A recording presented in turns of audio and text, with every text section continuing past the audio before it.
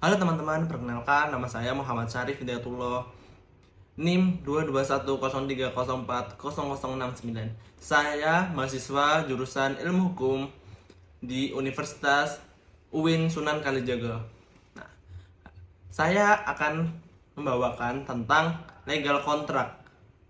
Nah, pada zaman sekarang, yaitu pada zaman yang dimana bisnis akan menjadi lebih kompetitif dan dinamis, maka peran legal officer terutama dalam bidang legal kontrak itu sangat krusial. Kenapa? Karena mereka adalah sebagai penjaga gerbang legalitas atas perusahaan tersebut, sehingga mereka bertanggung jawab terhadap kepatuhan hukum perusahaan dan strategi marketing atau strategi perusahaan dalam perjanjian tersebut.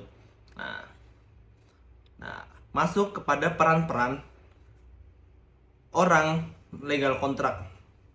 Yang pertama adalah sebagai penasihat hukum. Oke, pertama adalah sebagai penasihat hukum, di mana artinya kita harus berperan menganalisa semua peraturan-peraturan yang ada, sehingga kita bisa dengan lancar memberi masukan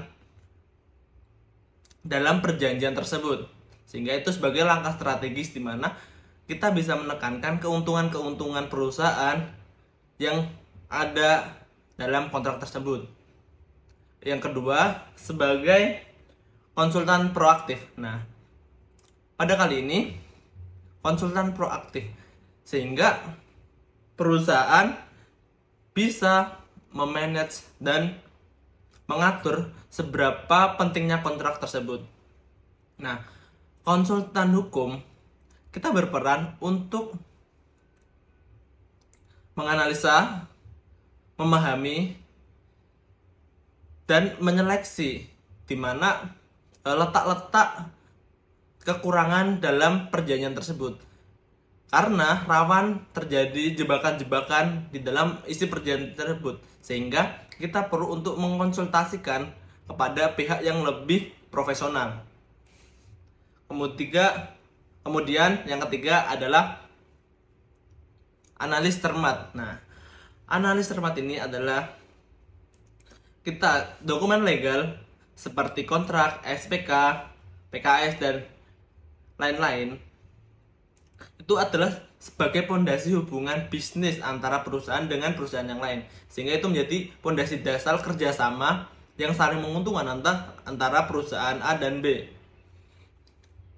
Sehingga kita harus bisa memastikan klausul-klausul yang ada dalam perjanjian tersebut tidak merugikan perusahaan yang ada dalam perjanjian tersebut.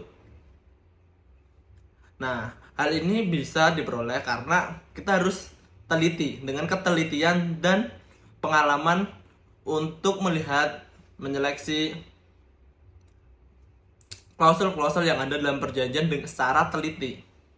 Yang keempat adalah pengelola dokumen legal. Nah, dokumen legal adalah aset berharga perusahaan karena di situ adalah letak kerjasama, bukti kerjasama dari perusahaan tersebut, sehingga pengelola dokumen legal berperan penting dalam mengelola dokumen-dokumen tersebut. Nah, sehingga dokumen-dokumen tersebut bisa tersimpan kerahasiaannya dan tidak bocor kepada pihak ketiga atau pihak lainnya, sehingga aman perjanjian tersebut. Yang kelima adalah mitigasi resiko. Ini adalah aspek hukum atau pencegahan lebih baik daripada pengobatan. Nah, istilah tersebut mengacu pada mitigasi resiko. Karena apa? Nah, karena menjaga kestabilan atau stabilitas dan kelancaran operasional bisnis lebih baik dari memperbaiki yang sudah kejadian. Sehingga sebagai penjaga resiko legal, kita harus bisa membutuhkan penilaian yang cermat terhadap perjanjian-perjanjian yang ada, sehingga kita bisa mengurangi resiko-resiko terjadinya masalah-masalah yang akan mendatang. Jadi legal kontrak itu sangat penting dalam perusahaan. Kenapa? Karena dalam peran-peran yang tadi saya sebutkan, legal kontrak masih menjadi sebuah fondasi dasar atau masih menjadi sebuah aspek yang harus diurus, harus diperhatikan dengan seksama. Karena apa? Yaitu legal kontrak adalah perjanjian atau kerjasama itu sendiri, sehingga apabila tidak ada kerjasama atau kerjasamanya tidak saling menguntungkan, maka yang akan dirugikan adalah perusahaan-perusahaan tersebut begitu. Dan